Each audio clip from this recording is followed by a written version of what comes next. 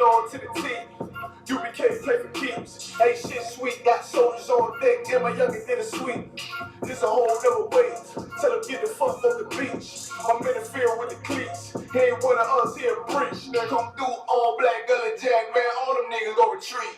Come through all black gully jack, man. All them niggas gon' retreat. I'm in the field with the cleats. He ain't one of us, he a breach. Come through all black gully jack, man. All them niggas gon' retreat, boy.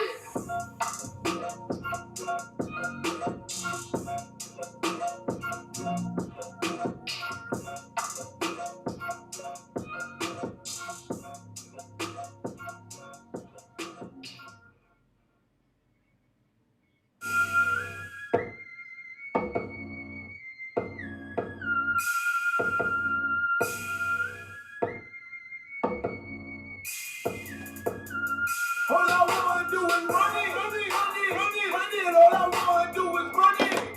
Get the money, tell her run it, run it, run it, run it, run it. Ain't no problem if you want it. All my niggas want it. All I wanna do is run it, run it, run it, run it, run it. All I wanna do is run it.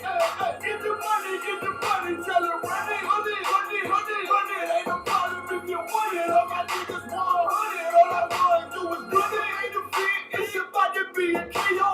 Gotta build this nation, gotta stack a couple pesos. I'm about to bring the picture, gotta lay on. Already turned up, took a shot and caught a lay on. Go ahead, show the shape, I'm the realest that you saw. I'm just trying to run it like I'm running from the law. Cause you know I gotta get it for my children. UBK, bitch, we in the field. Okay, I think it's time to level up. Them niggas ain't special, bro. Them niggas just regular. Me, I'm a heavyweight, tryna run in every state. Lot of soldiers, whole lot of race. Watch me regulate. You know we taking route, plus we ain't playing route. If the nigga ain't got the heart, tell him stand down. And put your hands down. Please, somebody call the police. It's amazing. All I wanna do is run it, run it, run it, run it, run it. All I wanna do is run it. Get the money, tell her run it, run it, run it, run it, run it. Ain't no problem if you want it. All my niggas want it. All I wanna do is run it, run it, run it, run it, run it. All I wanna do is run it. Get the money, tell her run it, run it, run it, run it, run it. Ain't no problem if you want it. All my niggas want it. All I ever did was run it. This one West all of these ignorant fools and dummies. Get the fuck with all of that fake shit and that run. Got a heater like it's sunny, bullets bouncing off of the drum like a bunch. Pump my gas, smashing this rubber.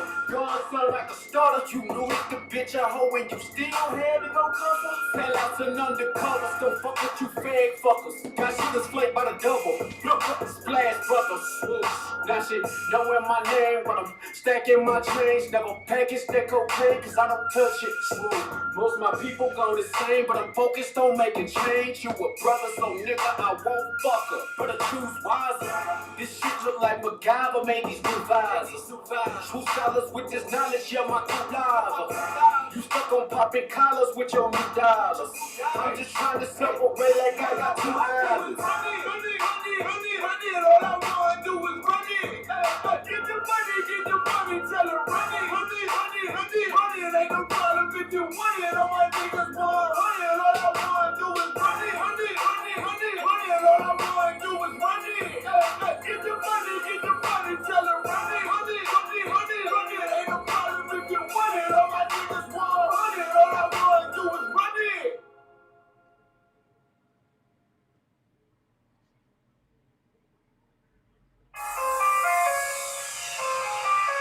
Yeah.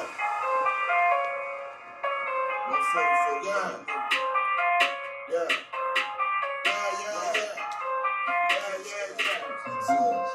But the rest get to it. Ain't taking no slack, get to it.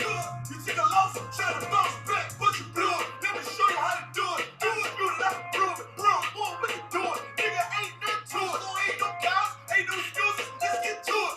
I don't care what they talking. All I want is my Porsche. I'ma ride up clean. Look at me, I'm a false. Kill them off like a boss. Nigga, you better stop it. I'm all about my profit. I'm shooting off like a rocket. Who got to blow these niggas out the water? He go hard and go hard. Steph Curry fourth quarter. All I got is my niggas. All I fear is my fault. All I bring is that slaughter. But I'm on the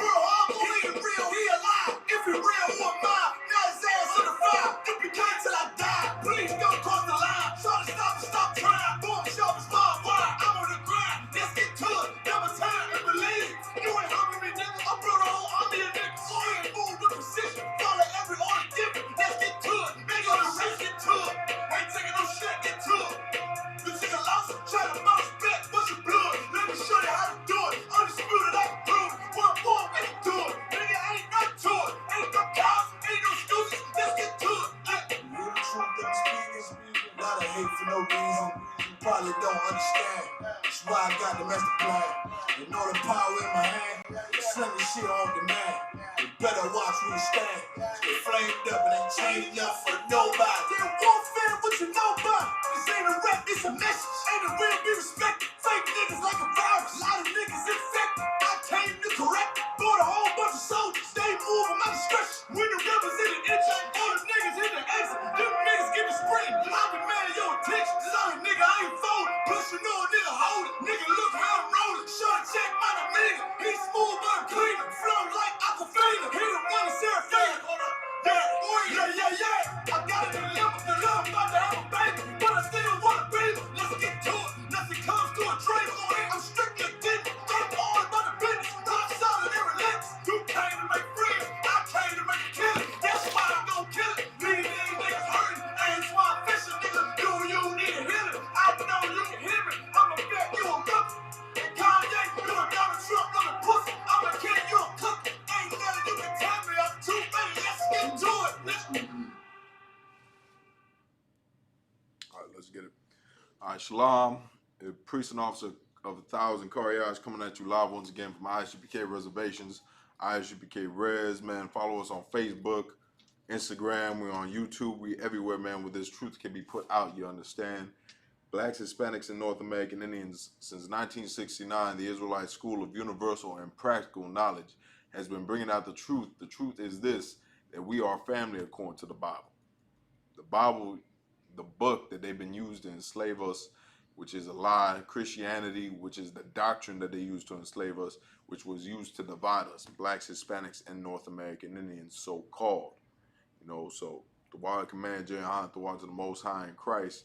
You know, thanks to the Lord, thanks to Command Jehan, we now bringing out this truth out to our brothers on the reservations.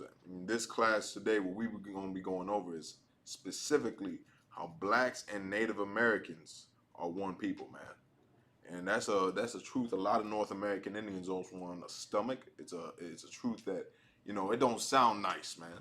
It don't sound nice that you gotta love black people. I know it don't, because America has taught you to hate them. America has taught North American Indians, the Hispanics, that we're somehow better than black people, and black people are below us, and you know, it's all lies, man. If black people are below, then you below right there with them. Because blacks and Native Americans, there is no difference from us. There is no difference from a black and Hispanic or North American Indian. We are all one people, man. The suffering they're going through is the same suffering we'll be going through in America for the last 500 years. That's what we got to come and realize. And thanks to the Israelite School of Universal and Practical Knowledge, under commanding General Yohana, we've been bringing out this truth that that's the fact. That we've been going through the same issues. That we've been going through this time and time again. And not only have we been going through this trouble, but we found the history that North American Indians, blacks, Hispanics, and we've been going through this hell together. And back in history, we used to be united. That's something that I know I wasn't taught that when I was in high school.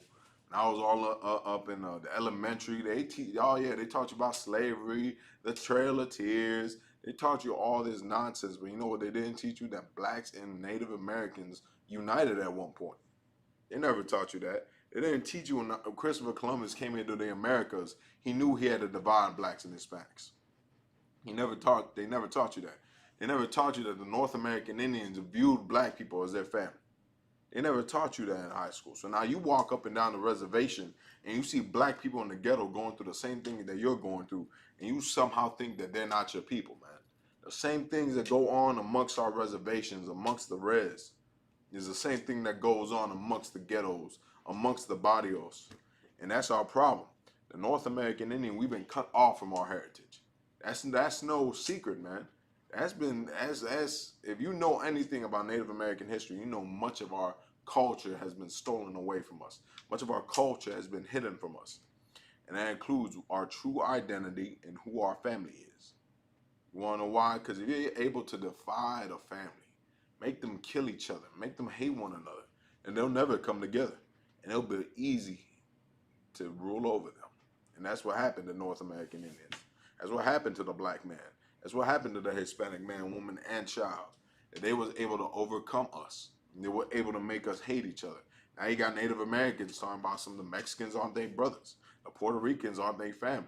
Y'all damn near all on the same continent talking about some they just because they're Hispanic, they speak Spanish, they somehow different than you. You know, the tribes are not divided, man. But thanks to the Israelite School of Universal Practical Knowledge, I can't say it enough. We're united up in here. There's no tribalism up in here. No one tribe is better than another up in here. Up in here, we are all family. Up in here, we are all brethren. Up in here, we're all sisters. You know, brothers and sisters. That's what it's about, man. Blacks, Hispanics, and North American Indians, we got the concept that we're all better than one another. When in reality, we're all at the same level. At the same, we're all savages in this land. We're all niggas. We're all spicks. That's a simple fact of it all, man. But before we get it in, if y'all got any questions, y'all put them down below in the chat. I'll see if I can get to them. Lord Allah, I should have the time. Well, but the book, if y'all got it, y'all want to follow, we're going to start off with Black Indians. Much of this class is going to include Black Indians. If you don't have Black Indians, here's the book. I highly suggest you could get the PDF online, if I believe. But I highly suggest, if you don't have this book yet, by who's the artist? William Loren Katz. William Loren Katz wrote Black Indians and includes so much history of the hidden history of Blacks, Hispanics, and North American Indians uniting when the American colonies first became a thing, I should say. When the colonizers first came here and they started enslaving Blacks, Hispanics, and North American Indians, much of that history was thrown away, much of that history was whitewashed, or much of that history is not much talked about. Why? Because much during that time, Blacks, Latinos, and Native American Indians, we realized we had one common enemy. Just like here in America nowadays, we're all getting gunned down by the police. It's not just the Native Americans, not just the Black man, it's just not just the Latinos either. All of us as one people are being gunned down and targeted by the police. All of us are being targeted by gentrification. All of us are being targeted by all these different strategies that our oppressor comes up against us for, man. But we can't realize that we are family. Why? Because we don't know our history. We don't know where we come from. We don't know where the Israelites. We don't know that all our heritage has been stolen from us. We think we came. I laugh because every single time I think about it, man, it's insane to think that we came from Asia. You know, they teach the Black man that he came from Africa, and they teach the North American Indians that we came out of Asia somewhere, that we're Asiatic and all this. All that we're Mongolians, man. I ain't no Mongolian. I'm let you know. I'd rather be related to niggas than ever be related to a damn Asian, man. The Asians hate Black people. The Asians hate the Hispanics. The Asians got beef with the North American Indians. But for some reason, we always want to try to join ourselves to the Chinese and the Japanese and their movement because you like Kung Fu flicks or whatever, you know? When you time to face reality, when you were a nigga just like Black people. That's the fact of the matter is. They called us niggas way before Black people even arrived in America. That's history right there. But we don't want to look into that. We don't want to talk about that. Why? Because we want to have some superiority complex and think we're better than Black people. Black people are our family, like it or not. Black people have been going through the same struggle you've been going through. And the North American Indians, same to Black people. Black people. The North American Indian been with you thick and thin. A lot of people think, you know, that Blacks, Latinos, and Native Americans, we've always been divided, which is a lie, man. We're gonna touch ground on it today. Lord, we're probably not gonna get into all of it because we got a lot to touch on. But Lord, we're gonna get in it. We're gonna get into the Maroon settlements. If y'all ain't never heard about those, which are settlements in the West Indies and in the Caribbean, that where Blacks and Latinos and Native Americans were able to join together after being enslaved, and were able to come together as one. We're going to talk about how Native Americans started off the transatlantic slave trade, how they was the first ones to be sold on slave ships. We're going to bring the scriptures in, of course, as well. We're going to talk about how Blacks and Hispanics and North American Indians, how they married amongst each other, how they had tribes. Amongst their tribes, they would, they would marry, intermingle, I should say, intermarry. They would intermarry amongst the tribes because they recognized they was family, man. In the Israelite School of Universal and Practical Knowledge, that's what we doing every day. Up in here, we ain't never changed. It's the same thing that was going on 1,000 years ago, 2,000 years ago in the Bible. It's still going on here. We don't got no beef amongst the tribes. There is no beef between Blacks and Native Americans up in here. I know Black brothers that would give their life for me, and I give my life for them. Same for my Hispanic brothers, my Mexican brothers, my Puerto Ricans, my Dominican brothers. You know, I know they up in here and they willing to give their life for me. I give my life for them 1,000 times over. You know, and up in here, same thing. We intermingle among the tribes. We got sisters with black, you know, Hispanic sisters with black men, black women with Hispanic men. You know, it is up in here, man. And here there is no division amongst the tribes. And here, this is the kingdom of heaven, where you can visualize. Like Christ said, the kingdom of heaven is within you. That's what you're seeing amongst here in the Israelite School of UPK. And here you see blacks, Hispanics, and Native American Indians together in unity. And we're not robbing each other. We don't got beef with one another. We're not gang banging on one another. We're not sleeping with each other's wives. We're keeping it 100 with us to the end. But let's get into this. First, I want to grab a scripture on it. Y'all want to follow me there. We're going to get the book of Job 8, verse 8. Because a lot of people don't understand our history. A lot of people got to look back to history. A lot of people think the Bible is not a historical book. Bible is 100% a historical book. And not only is it a historical book, it's our historical book. It's a Native American historical book. It's the black man's historical book. It's the Mexicans, Guatemalans, Puerto Ricans, Salvadorians, is their history book as well, man. That's what we got to come to realization of, because for 500 years, our language, our culture, everything that made us great as a people has been ripped from us, man. We got thrown into boarding school. We got thrown into slavery. Many of our brothers got taken all across the ocean, man.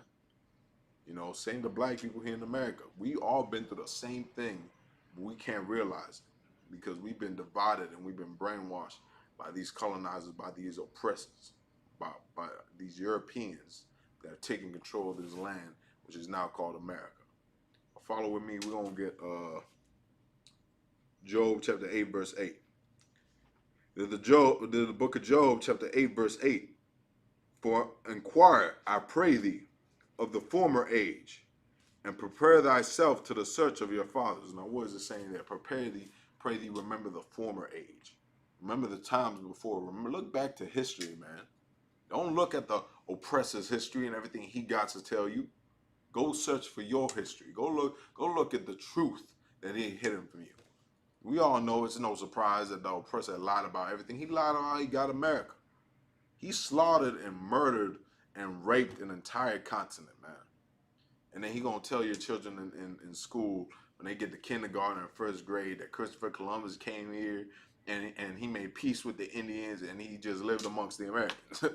That's what they tell your children. Now there's a Columbus Day, a Pulaski Day, you know, George Washington Day, Thomas Jefferson. They got everything for all these damn devils that slaughtered and took advantage of us, man. So don't act surprised when we bring out this history and you don't know it. Because there's been this hidden history from you, because why? Our oppressor has made it his own history. He's the father of lies according to the Bible. According to John at chapter 8, verse 44. He's the father of lies and he dwelt in it, man. These people can't tell the truth to save their lives. They're full of lies. They're the father of it, man. They're going to keep telling lies all the way to Judgment Day, man. That's the problem. Blacks, Latinos, and Native American Indians, we must remember the former age. Remember the age before we hated one another. Remember the age before we became statistics here in America. Remember before we were just thrown on reservations. Remember prior to America, where we came before this. We know we ain't from Africa. We know we ain't from Asia. So our life originated in the Middle East. So where we came before that, man? We are the Israelites. The Israelites of antiquity. And when we came into America, we knew that, man. That's why we bonded so much with black people. Because we recognized our former friend, man. Our former brother. And we're going to touch in on that. So we're going to drop that. What do I want first? Let's get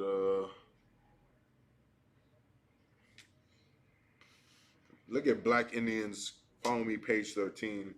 They one of my favorite, I guess you would say, precepts from this book. We're gonna be touching in on Black Indians heavily. So if you can find a PDF online, follow along. If you got the book, follow along. If not, just pay attention to what I'm saying. I'm gonna try to be very clear with my words. Take notes. So we're gonna be on page 13, the second paragraph. And it says, to prevent Africans and Native Americans from uniting. Now, this is something I pull all the time. You know, this is something I love to read. Why? Because it touches on how much of a devil, a deceiver our oppressors is, man. They saw this whole book is just a book about how blacks and Latinos and Native Americans joined together, right? And our oppressor, he saw that and he had such a problem. He couldn't bear it. Why? Because we actually had a fighting chance against him. You know, he came out here with his devilish ways and trying to sneak us and telling us lies and you know doing all this wickedness, right? And destroying us and bringing diseases and all this nonsense. And what blacks, Latinos, and Native Americans decided to do, they had to join together. They couldn't be divided. They realized they had one enemy and they had to join up against them, just like here in America. But I don't know, for some reason, blacks, Latinos, and Native Americans, we don't want to join for no reason here in America now in 2021. We want, you know, the Latinos deal with their problems, black people deal with their problems, us natives, we're going to deal with our own. When that can't be how it is, man. Though they're going through the same issues. You getting gunned down by the police, they're getting gunned down by the police. We're getting sisters stolen from the reservation. Black women are being stolen off the streets of America. We're going through the same punishment, man. We're going through the same injustice here in America. The Mexicans, the Salvadorians, they got the same issues going on with them. They got drugs in their communities. A black man got drugs in their communities. They got gangs in their communities. So do we. Why can't we see, man, we're the only people suffering from poverty and the oppression here in America? Not the Asians, not the Arabs, who else? The East Indians, not the oppressor himself, the European. We all know he's not going through it. He's the one putting us through it, man. So why can't we see and look at our brothers and the pain they're going through and realize we got to join them? Because we're not in the truth. We don't got the knowledge of the Bible. Once you get back into this knowledge, you can see that the suffering your people is going through and realize y'all won, man. But let's touch into this. Is it to prevent Africans? Now, there's so-called Africans, of course, talking about the Negroes here in America. To prevent Africans and Native Americans from uniting. So to prevent them both from uniting, from blacks and Native Americans from joining as one. Europeans played skillfully on racial differences and ethnic rivalries. So they played skillfully, meaning what? If you read the Bible tells you that our oppressor is a cunning hunter. Find this in Genesis, the 25th chapter, when it talks about Esau, who is the progenitor of the white race. It tells you he is a cunning hunter, man. He's blessed with the sword. He's a skillful man. So he saw how blacks and Latinos and Native Americans were joined together, and he didn't get involved. He stood back. He watched it unfold. And when it was his time to strike, he struck. And you know what he did? He divided us amongst each other. He made us fight one another. That's why it says played skillfully. And let's see how he did it. Played skillfully on racial differences and ethnic rivalries. They kept the pot of animosity boiling. What's animosity? Hatred. They kept hatred amongst us. They made us hate our brother. The reason why Native Americans are on the reservations talking about nowadays that they don't mess with black people is because of the white man. The reason why black people like to say, oh, Native Americans had us in slavery is because of the white man. The reason why the Mexicans and the Salvadorians don't view the Native Americans as their people is because of the white man. Because that's how skillfully they played us, man. They played us like a fiddle. They knew every way to make us angry, every way to make us turn against one another, man. They studied us. Scriptures say the Greeks seek knowledge, and they know so much about us. Their knowledge about us is through the roof. Why? Because their knowledge is for us to keep us separated. They know if you know your enemy in a fight, man, then you can beat down your enemy no matter how big they are. And that's the problem. We were strong here in America. When blacks, Latinos, and Native American Indians joined together, our oppressor didn't even have a chance, man. That's why he had to divide us. Let's continue. Played skillfully on racial differences and ethnic rivalries. They kept the pot of animosity boiling. Whites turned Indians into slave hunters and slave owners. So you hear that first. It was the white man that turned Native Americans into slave owners. That turned them into slave hunters. That's why you see that movie. I remember everybody was telling me about it. what was it? Harriet Tubman, I believe. Yeah, it was Harriet Tubman, Underground Railroad, all that. They put in a Native American bounty hunter that was hunting slaves. And, black people was using that in the instance to see, look, the Native Americans weren't for us. They were the slave owners. Well, the white man did that. The white man offered the North American Indians those jobs. Why? They'd be like, we'll leave y'all alone if y'all go hunt black people for us. We got runaway slaves. We'll leave y'all alone if y'all go hunt them down for us. The Native Americans know the land better than anyone. The so-called white man's a coward and don't even want to go into the damn forest. So they're going to hire the North American Indians to go hunt them down. Why? To cause division. Because now if you got Native Americans as slave owners and Native Americans as slave hunters, then black people ain't going to be so quick to join them. Ain't going to be the same with black people. You'll see same with the North American Indians. You'll see right here. And it says, and they turned Africans into Indian fighters. So they turned Africans into Indian fighters, meaning what? The Buffalo Soldiers. If y'all not familiar with the Buffalo Soldiers, around the 18th century, late 18th century, around 1880s, America started taking more and more Native American land. That was around the time of the Trail of Tears. They started taking more and more Native American Indian land, throwing them on reservations, doing monstrous acts. And the people they had on the forefront was black people, was former slaves that they may recruit and join into the army and told them to do all these wicked things to the North American Indians. So them to burn down their houses, rape their women. And that's where a lot of the hatred comes with North American Indians. You talk to your granddad or your mom and, ask them why they don't mess with black people. They don't say Buffalo Soldiers, man. They don't say that the black people never messed, black men never messed with us. They always hunted us. And same with black people. You ask black people, they don't mess with Native Americans. You ask them why they don't mess with Native Americans, they're going to tell you because they were slave hunters, because they were slave owners. I've been told before that the North American Indian, this is something a black dude told me. He's like, y'all Native Americans ain't no better than the white man. I used to think that. I was like, damn, we really ain't. We really did own slaves, But it's all lies and propaganda. Just the same way they turned black people at that time and the slave owners was the same way they did the North American Indians. And this is nothing new. They'll continue to do it, and they'll continue to make us pin us against each other. That's why nowadays you got the political parties. You got the Republicans and the Democrats and this new party and this new party, the Latino youth group, the Black People Society, all these nonsense political parties, which is another tactic made to divide us. And we keep going on unless we stop joining to these religions and this political system and this system of white supremacy, which is called America. Let's keep going. Light-skinned Africans, so-called, of course, were pitted against dark-skinned, free against enslaved, black Indians against pure Africans or against pure Indians. So this is where the whole little concept of, dark skin, light skin is better than one another. That's where it all comes from. It comes from the division that the white man put on us, the North American Indians and black people. Now you got Native Americans that are 100% Native, but they has a little light skin. You know what I mean? Like myself.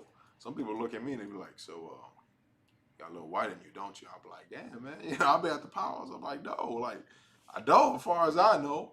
They look at me, I'm light skinned, they're like, damn, a lot of brothers, they dark colored. They dark copper, looking dark as can be. So they look at me, they be like, you little mix, huh? Little mutt. Same with black people. They'll see, I don't want to say black people, they'll see natives. They got black features. Like they got nappy hair or, they got black features. This is how it is, darker skin. And they won't accept them as much.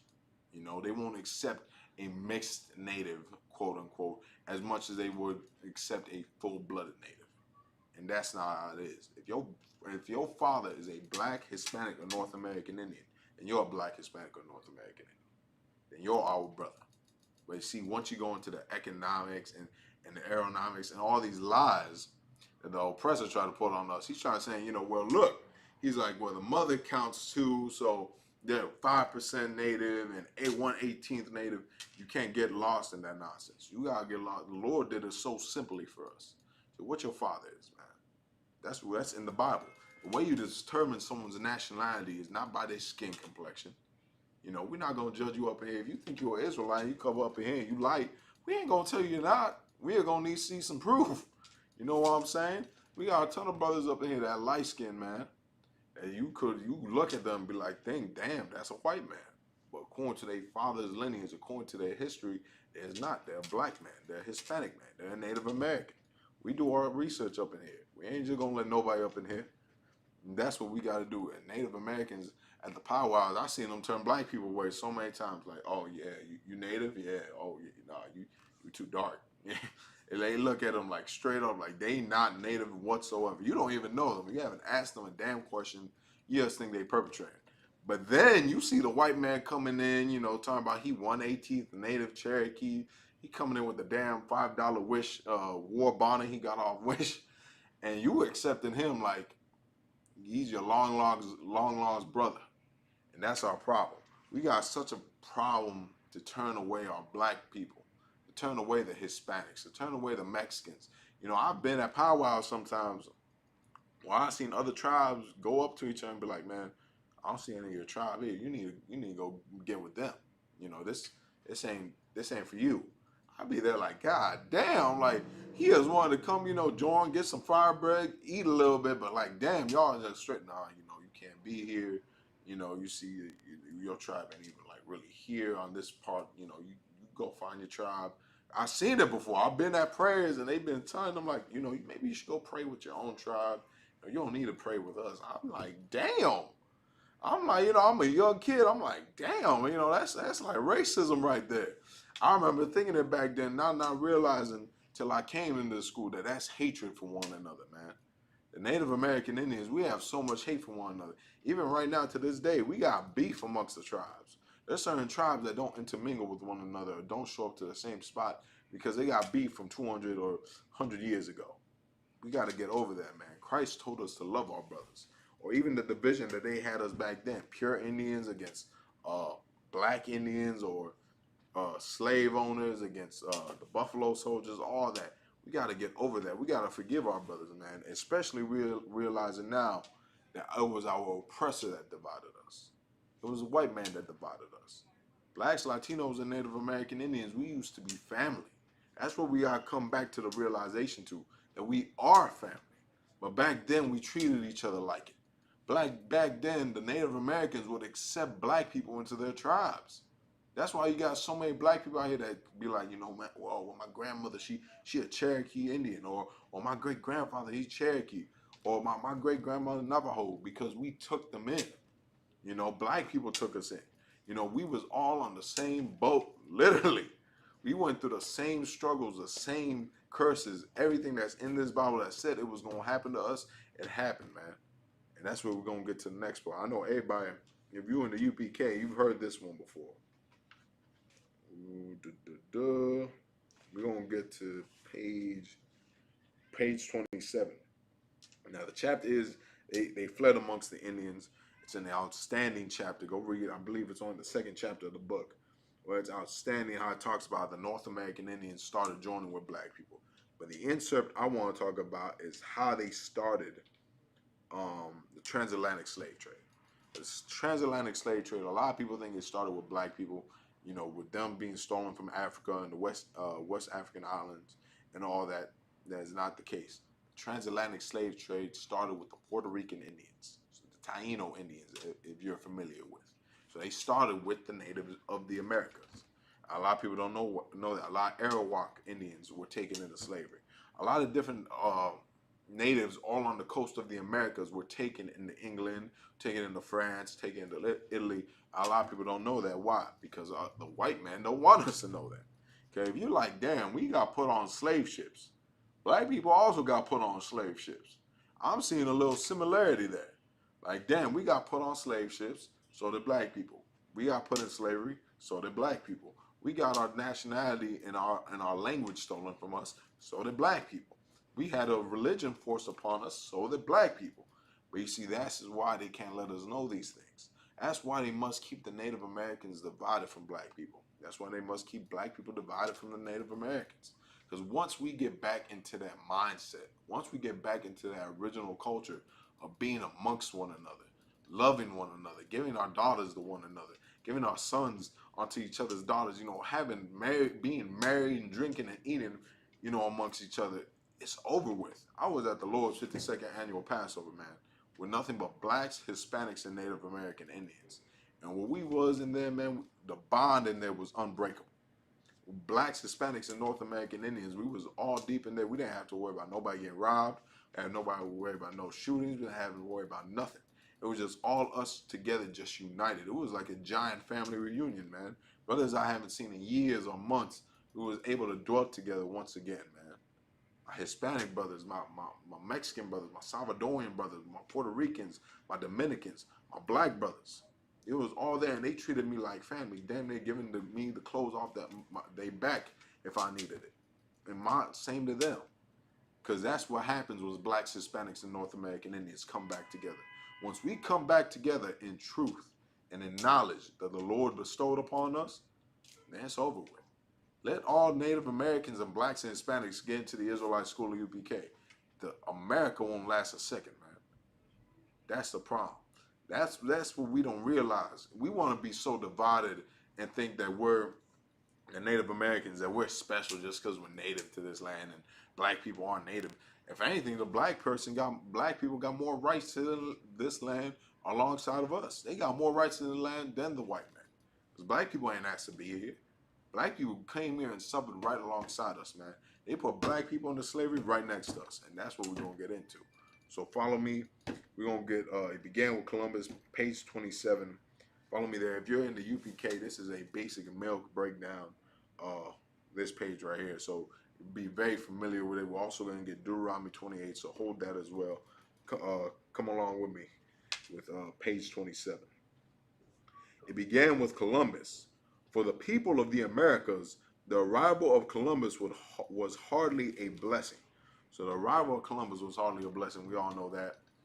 Columbus came here, slaughtered, murdered, and killed.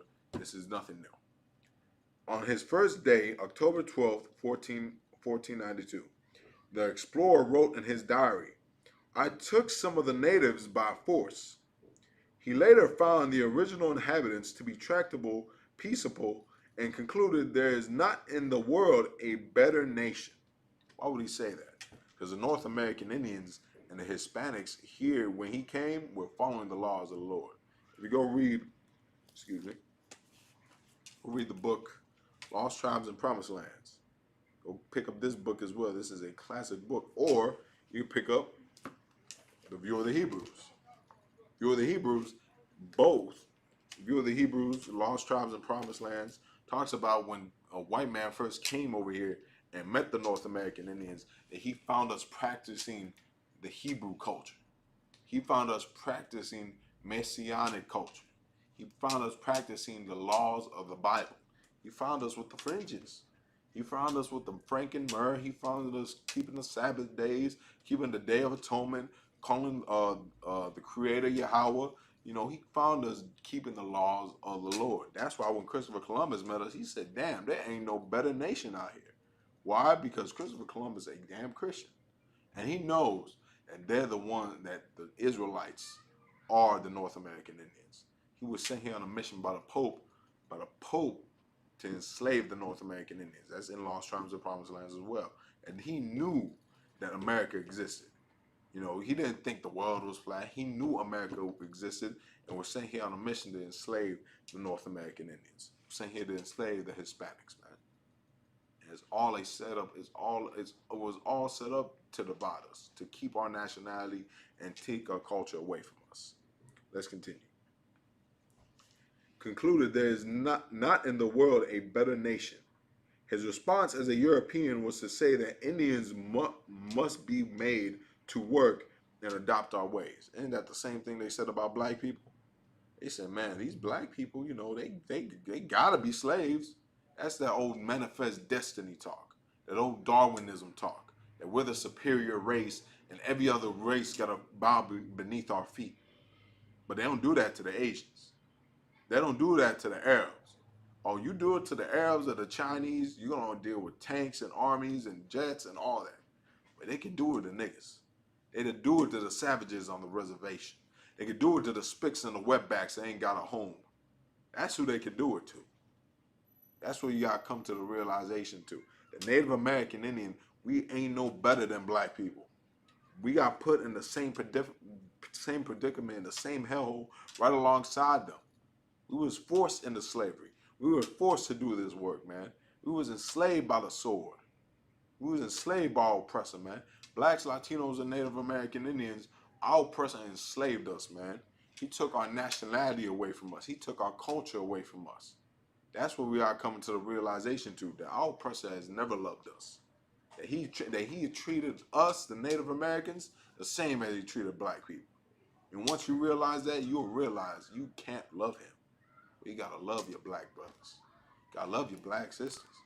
Black and brown go good together. I'm trying to tell you. You be down at the Lord's 52nd annual Passover. That's all it is. Black and brown all together. Black and brown families.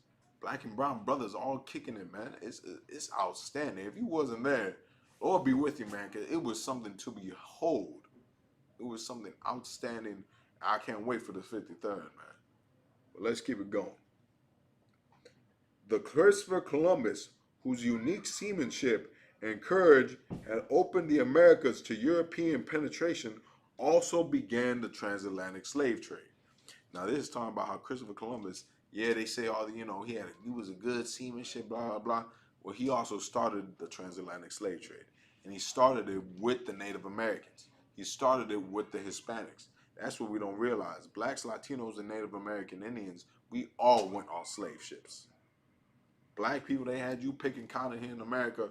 They had the Native Americans picking corn out there in England, in France, in Italy. They had them as house servants. You can go look it up. How many North American Indians were stolen from the Americas? How many North American Indians even survived the passage into the New World, into England, into Italy, and all those other places up in Europe, man? And we're going to get into it. He started by shipping 10 trained Arawak men and women to Seville, Spain in 1498. He wrote enthusiastically to King Ferdinand and Queen Isabella about the business possibilities. From here, in the name of the Blessed Trinity, we can send all the slaves that can be sold. So when Christopher Columbus came into America and he saw the North American Indians, he did not see people. He did not see families. He saw slaves. He saw people that were meant to work, that were born to work, that was born to bleed on fields, and that was born to be his servants. When in actuality, we're the people of God, man. We're the chosen people. Ain't that about it's about a mug, ain't it? That you got told all your life you're nothing but a savage, you're nothing but a nigga, you're nothing but a spick, but you God's chosen people. They want to say you're the ones who are meant to work. You're the ones meant to be the drug dealers. You're the ones meant to be the scum of the earth. When in actuality, you're the light of the world, man. Ain't nothing better than blacks, Latinos, and Native American Indians. But they want to criminalize us. They want to make us look like the bad guy. They want to blame everything wrong on blacks, Latinos, and Native American Indians. If the economy goes down, it's blacks, Latinos, and Native Americans' fault. Drugs being sold, it's blacks, Latinos, and Native Americans' fault. Anything goes wrong, they ready to blame us, man. But we are God's chosen people. And that's what makes it so evil about the devil, the so-called white man, man. He saw these people, and he saw how peaceful and how great of a nation they were, and didn't see a great nation. He saw slaves. He said, these are people that are meant to be slaves. Want to know why? Because he knew if they got above a slave mindset, if they thought they were equal to him, they wouldn't realize right away they were not, that they were superior to him. We're superior to the white race. I don't know what to tell you. I know I am. All of us up here, I look at black people, I know they are superior to the white race. The Mexicans, Salvadorians, Puerto Ricans, they superior to the white man, man. Then the white man didn't even know how to wash himself before he met the North American Indians, before he met black people, before he met the damn Hispanics. But yet he gonna sit here and try to call Hispanics and Native Americans dirty.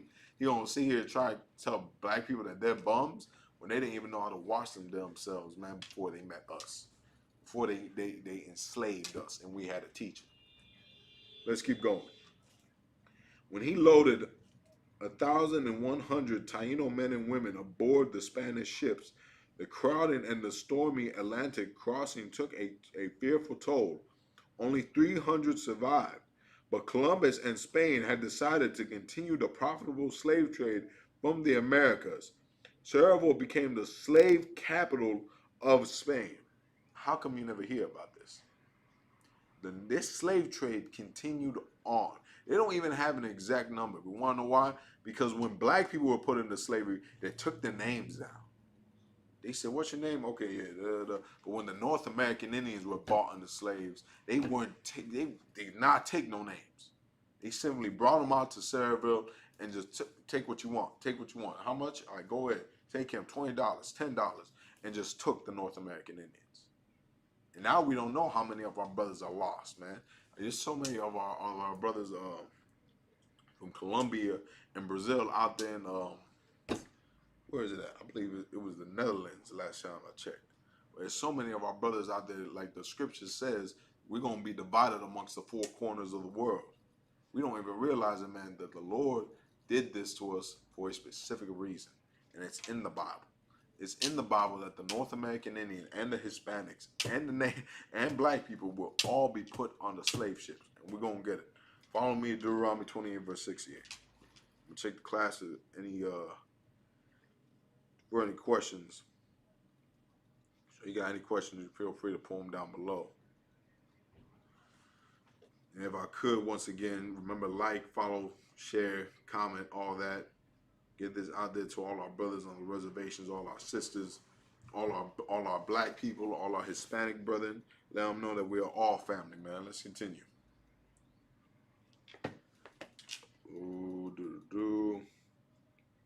Deuteronomy 28, verse 68. And the Lord shall bring thee into Egypt again with ships. Now, if you don't know, the whole book of Deuteronomy is a book of curses of what would happen to the North American Indians, what would happen to black people, the Hispanics, the Israelites, what would happen to them if they did not follow the ways of the Lord. So it goes into everything that the North American Indians suffered for. That we'd be scattered amongst the earth, that a nation would enslave us, a nation's tongue that we would not know, that we would build up a country and a house, and we would not be able to live in it, and we would not gain the benefits from America. That's what it's talking about. So now in 68, this is the Lord. This is another curse that the Lord is going to bring onto us, saying, "And the Lord shall bring thee into Egypt again with ships." What's Egypt mean? Egypt was named by the Greeks, meaning Egyptos, in the land of bondage. You're going to be brought into Egypt again, into the land of bondage, or into bondage again with ships. It don't take a ship from Israel to get to Egypt. You can walk it there. Ain't that for they on the same line? You don't need to take a ship. There's no reason to. You've never done that before. But to come to America, which is the reincarnated spirit of Egypt, which is the spirit of Babylon, spirit of Sodom and Gomorrah, all inside of it.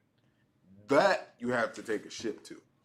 Okay, if you don't know, during the Assyrian captivity, the northern tribes of Israel, which is the Haitians, the Dominicans, the North American Indians, the Seminole Indians, the Puerto Ricans, the Cubans, all the Hispanic and Native American tribes were bought into the land of the Assyrians.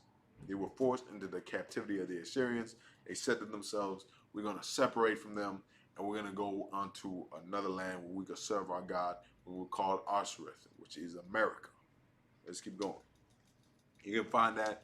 We got that all across our YouTube. You can find that on YouTube to look up, how the Native Americans came into America. You can find it on any UPK classes, a classic breakdown. Go check it out. Right here, we're talking about when we were put into slavery. Let's keep going.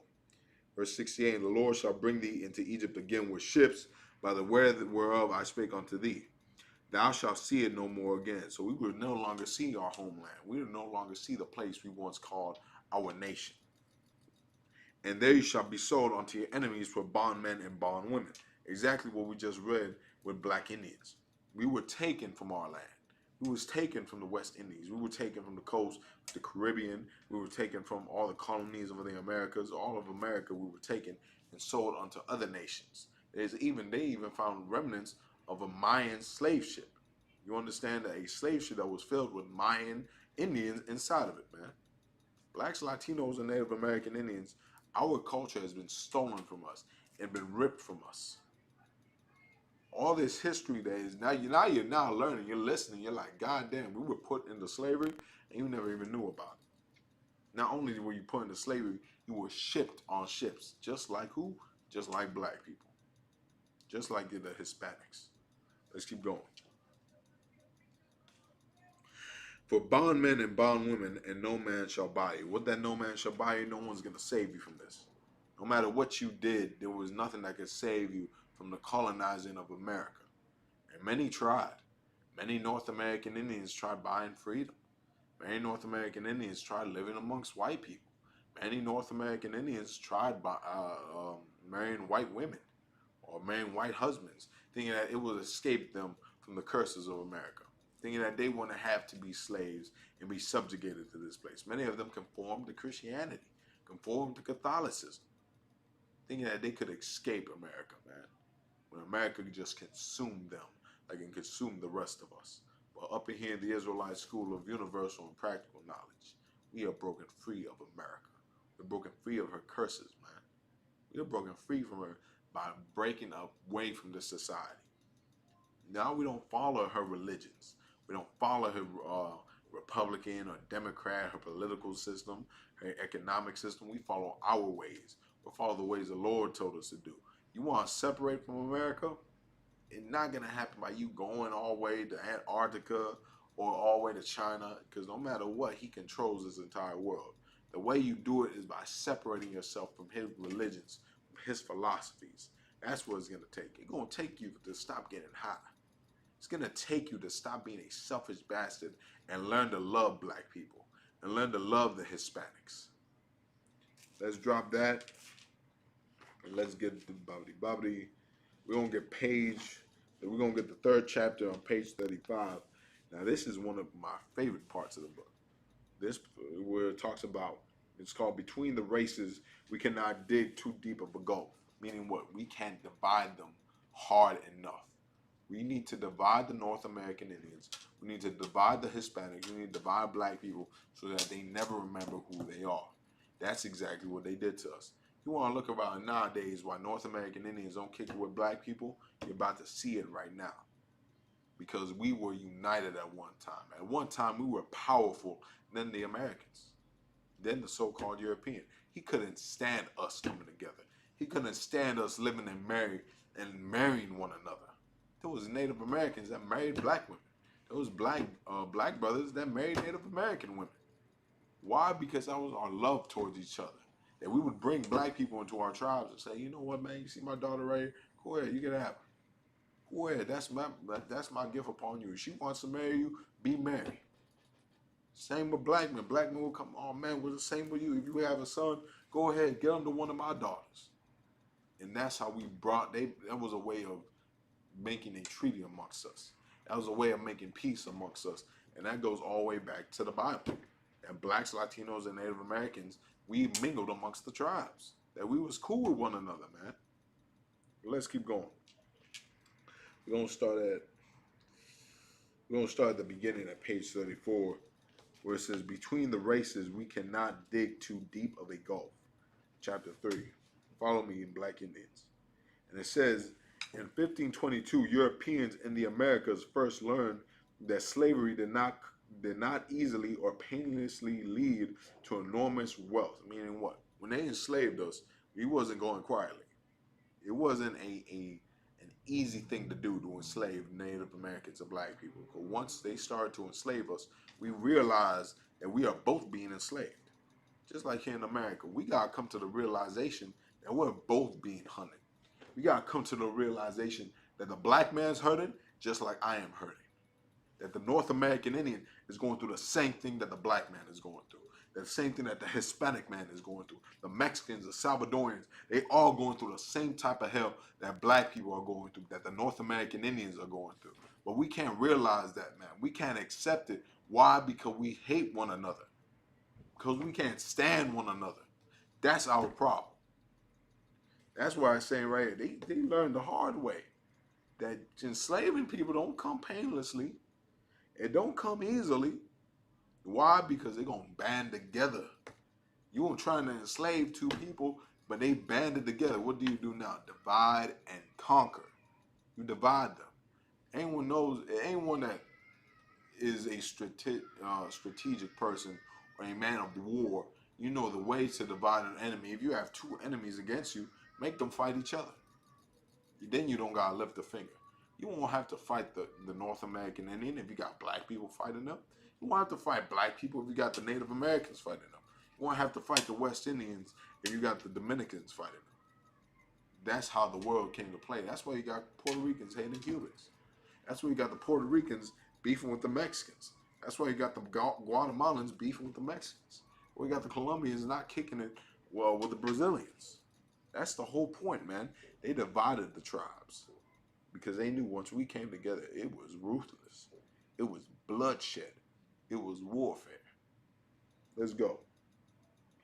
On Christmas Day, African and Indian slaves on a plantation owned by Diego Columbus rose and murdered their masters and overseers. Nearby Native Americans joined the rebels. The beautiful island of Hispaniola shook with one of the first recorded slave rebellions in the New World. One of the first slave rebellions were full of North American Indians and black people. We're powerful together. We are joined together. Once you get niggas and spics and savages together, there ain't no stopping us, man. That's the point. We was able to kill our oppressors, man. Nah, I'm not saying to do that now. Don't go out and be like, man, this nigga Karyah is talking something heavy. I'm gonna go get my AR-15 and storm the White House. And not what I'm saying to do. I'm saying imagine what we could do when we get our people off drugs together. Let's go into the ghettos and get black people off of drugs. Let's go onto the reservations and get our people off of meth, off of heroin, off of fentanyl. Let's go on to the barrios and get our Mexican brothers off of cocaine. That's what it's gonna take once we do it together. You can't just do it one alone.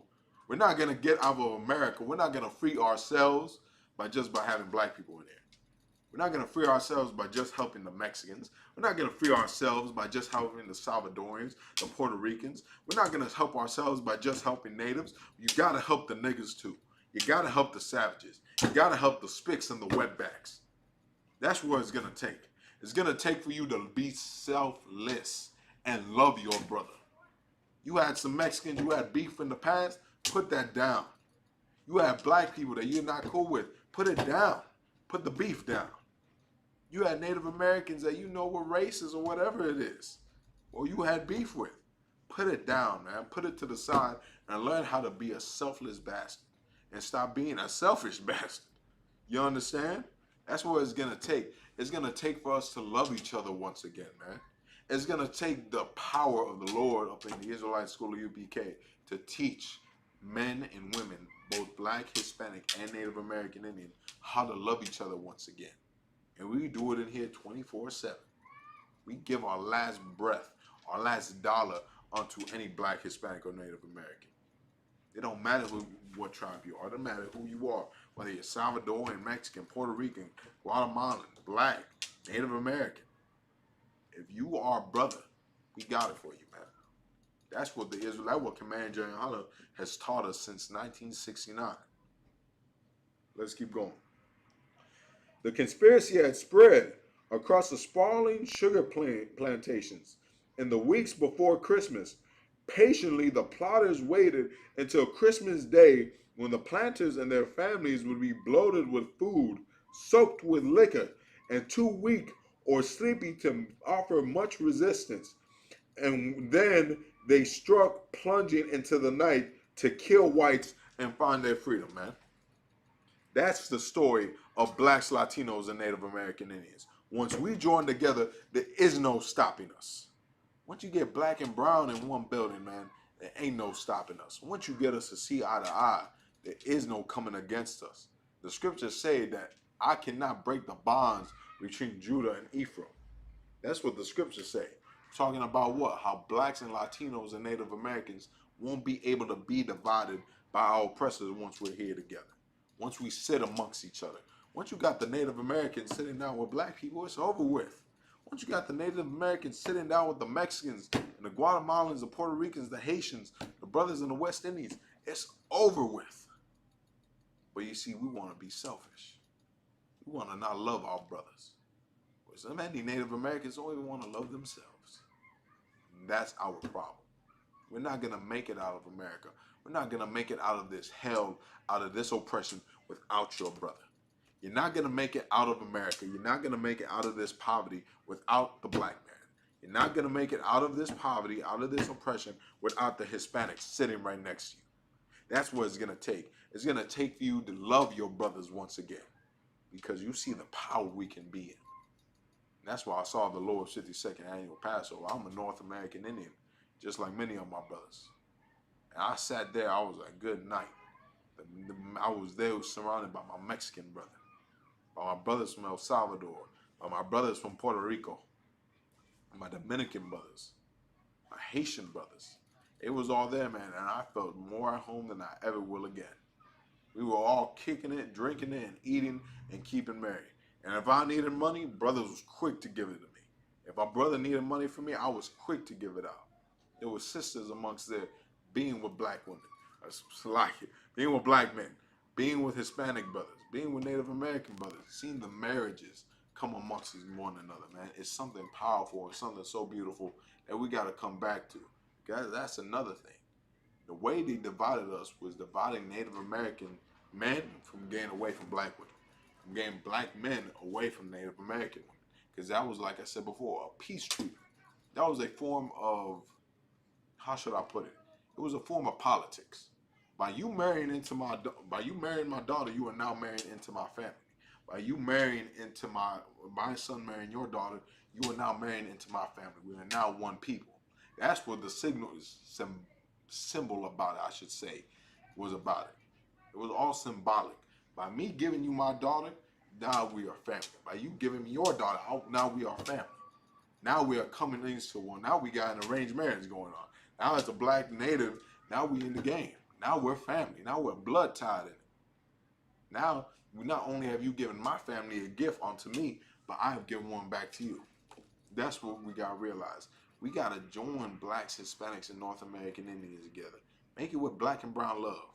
Black and brown got to come together. Black and brown got to put the beef aside and join together once again. Because once we come together, there is no stopping us, man. Let's keep going. For 2 days, they met little opposition. But on the third, Spanish troops caught up with the rebels in an open field and opened fire. The fugitives broke for the woods. The Europeans were unfamiliar with the treacherous terrain near the city of Santo Domingo. Few were willing to pursue their most dangerous slaves into an area suited to guerrilla warfare. Now, that's another thing. Ain't nobody better at guerrilla warfare. All the Viet Cong. Who else? The Americans when they were fighting the Revolutionary War. All these who's the other one? The Mujahideen when they was fighting out there, the Soviets out there in the 1980s in Afghanistan. They all learned the guerrilla warfare from who? The North American Indian, from the Hispanics, from black people. Because we know how it feels to be outnumbered. We know how it feels to be surrounded. The scriptures say, God is a troop, but a troop shall overcome him. We're troopers, man. We was out there in the wilderness, cutting heads off, sneak attacks, doing diversions. They all learned that from us. And we learned it from the Bible. It's in the Bible. You can read all in the Bible how King David was surrounded. How all these mighty men in the Bible, they were surrounded, they were outnumbered, and they prevailed by using their mind and their wits, which is guerrilla warfare. Which is the same the North American Indians and Hispanics and black people did. That's why they feared us so much in the battlefield. That's why nowadays what? The white man has an Apache Attack helicopter. He has a Black Hawk helicopter. He has all these different things and names that he named after. Why? Because a Native American Indian is so fierce in his battle, in his warfare. But let's keep going. Governor Diego Columbus, his Spanish troops and advisors decided a new strategy. The governor hired Native Americans for the dangerous task of tracking the fugitives. A hunt began. The exact outcome is unclear. Now you see it back once again. That our oppressor is dividing us. That he saw, man, he's like, damn, that's a lot of dangerous terrain over there. It was just Native Americans and black people that broke free. Who's going to know better how to capture them than Native Americans? Let's go get them. So that's how a lot of beef started amongst tribes. Many tribes would be in one situation or would be stuck in a puddle, and then the white man will come over and make it even more hell by having one tribe turn against another. And they were called proxy wars, man. And it went on for generations. As now to this day, you got Native American tribes still beefing one another, still not having love for one another because of all this war and all this plundering that happened amongst the tribes. Let's keep going. Slavery and resistance spread. Masters and slaves learned some important lessons from the first bloody confrontation. Enslaving Indians and Africans was not going to be free of pain. Masters in a slave land would not sleep easily each night. Europeans concluded it was absolutely necessary to remain armed and use one race to fight the other. And that's how they divided us. They made niggas, spics, savages, and wetbacks fight one another. They said, man, well, I can't get no sleep at night. I gotta sleep with the gun on me. That's what they say right. They had to sleep with that flintlock, that musket. They had to sleep it with them because they were terrified at night that their slaves would rise up and kill them. So what they had to do is divide us. That's what it took, was for them to divide the North American Indians, was them divide the Hispanics, divide the black man. Because once you're able to do that, you're able to assimilate them. You're able to take their culture. You're able to take the entire continent away from them. And all they're going to be mad at is that black people. Won't be mad at the Hispanics. That's what it's going to take. Let's keep going. It won't use one race to fight the other. A French colonial dispatch later in the century put the matter simply. The law is hard, but it is both wise and necessary in a land of 15 slaves to one white. Between the races, we cannot dig too deep of a gulf. Meaning what? They have to divide them. You can't form a long, what is he trying to say? I'm trying to think of a simpler way to put it. You can't make this distance far enough from these two tribes. You got to divide them.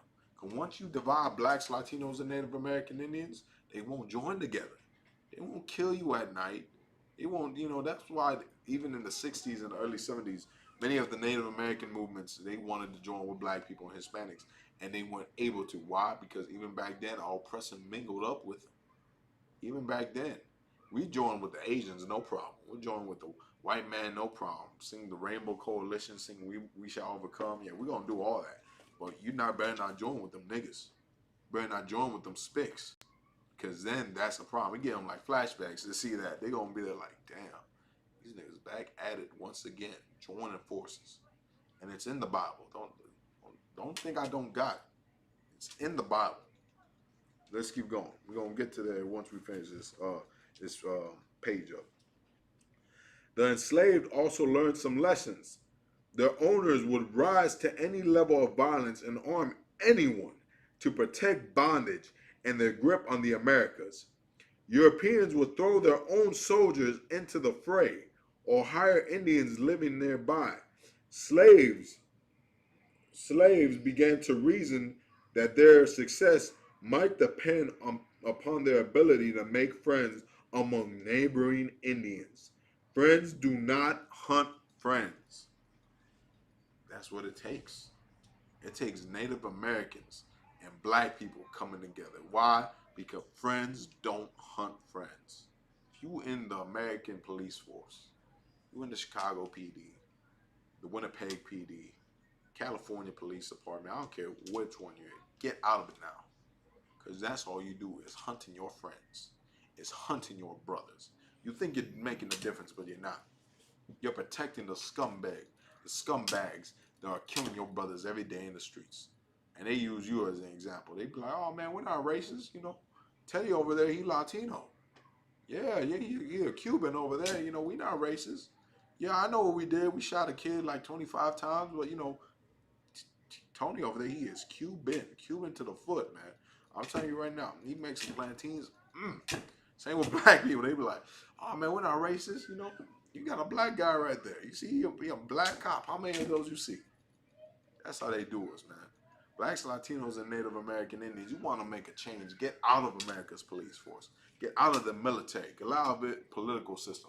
And get in One West ISUPK. Get in all black, sit in this class, learn the scriptures, learn the precepts, learn the laws that is going to keep your people from being enslaved anymore. Let's continue. The European policy of divide and conquer that began on Christmas Day, 1522, introduced elements of deep division to the Americas. Slavery and its cruel legacy left a bloody trail across the grass and soil of the Americas. And that's how slavery began. Now, the history of slavery you know of began after this day.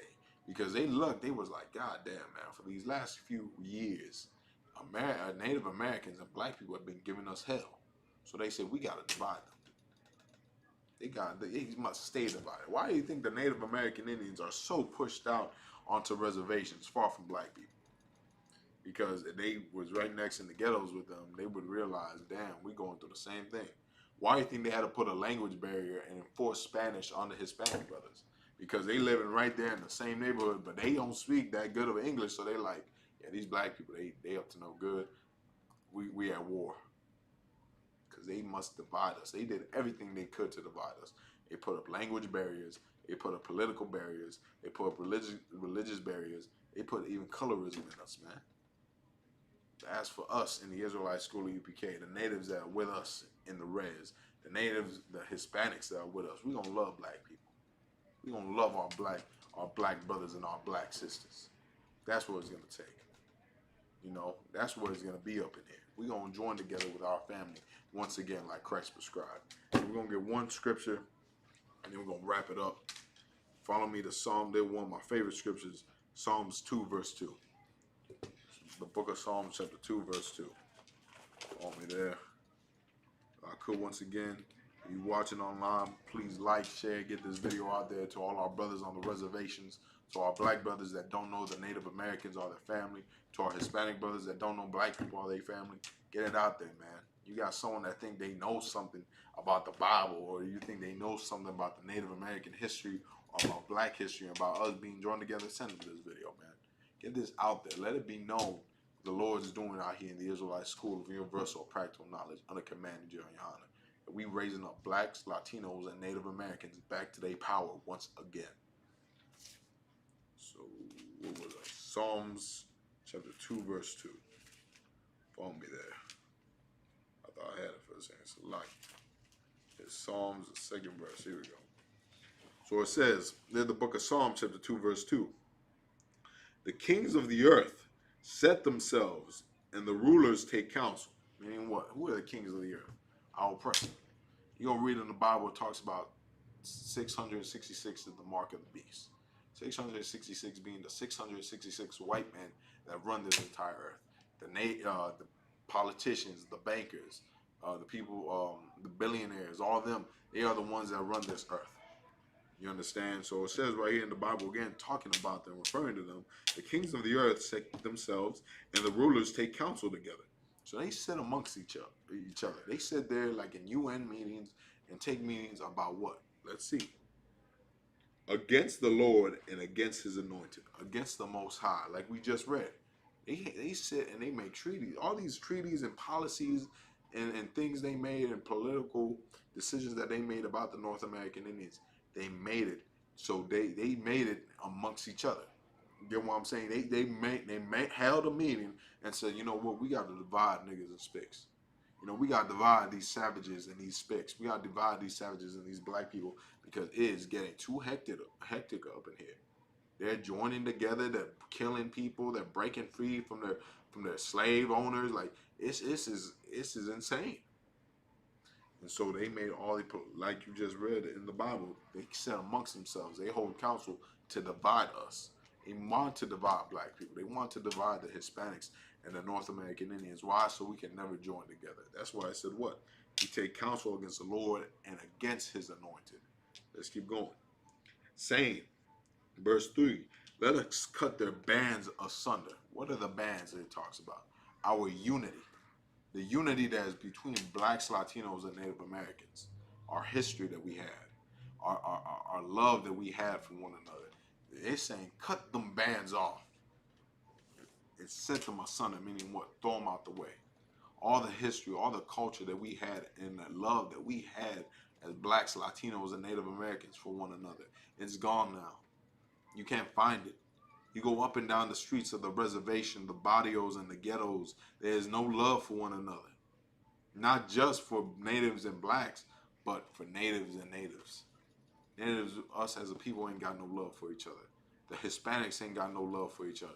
Black people ain't got no love for each other. Then break it down fully, natives don't got love for black people. Black people don't got love for the North American Indian.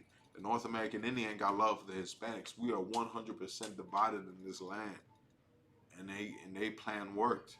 They said, let's divide the Lord's people. Let's cut their bands asunder. Let us break their bands and cast away their cords. That's the problem, man. Lord, they divided us, man. But the Lord seen it all. And he raised up the Israelite School of Universal and Practical Knowledge. But now we love our black brothers again. You don't gotta hate them. They the coolest cats I know. I learned the truth. Everything I'm teaching you right now, a black man taught me this, man. A black man, who I'll never forget his name, but Bar Moth, sat here and taught me how blacks and Latinos and Native Americans, how we're family. And after he taught me this, I said, well, goddamn, I'm with you, man. That's what we gotta come back into the realization that blacks, Latinos, and Native Americans, that there's no division amongst us, that we are one people. Come learn it. Come get with ISUPK Res, ISUPK Reservations. Like, share, get in class, get in all black. Next, we got ISUPK Online. Go on ISUPK Online classes. We got Captain Quad teaching tonight. We'll see you then, man. With that, shalom.